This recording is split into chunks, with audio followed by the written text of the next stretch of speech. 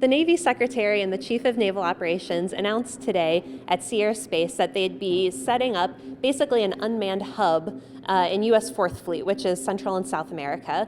They're modeling this after Task Force 59, which is an unmanned task force operating in the Middle East, basically using about 100 unmanned systems in the air and on the ocean, paired with artificial intelligence to help manage the data that they create, and essentially set up an intelligence and surveillance web within 5th Fleet. The Navy's been so impressed by what they've achieved in the past year and a half under Task Force 59 that they've wanted to expand this into a new area of operations. And this week, the Navy leadership has announced that that new area of operations will be U.S. 4th Fleet, operating in the Caribbean, the Atlantic, and the Pacific with our neighbors to the south.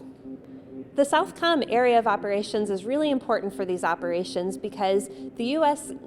as a whole is affected by many of the challenges. There's human trafficking, there's drug trafficking, there's illegal fishing, which can really span, there's no borders involved, right? These issues can affect all of the nations involved in Central and South America. And so those problems also flow north to the US shores. So by selecting this area, it's partly appealing to the Navy because it's a benign environment. You don't have to worry about offending too many enemies by testing out these unmanned systems. But it's also really important in directly affecting homeland security and really trying to stem some of the problems to the south that directly affect American shores.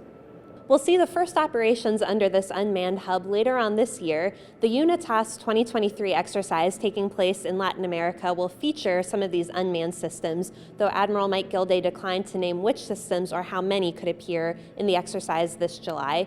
Looking forward, the Navy will build out how many systems they have, how many partner nations in the region, and really build this into something much larger than what we'll see this summer.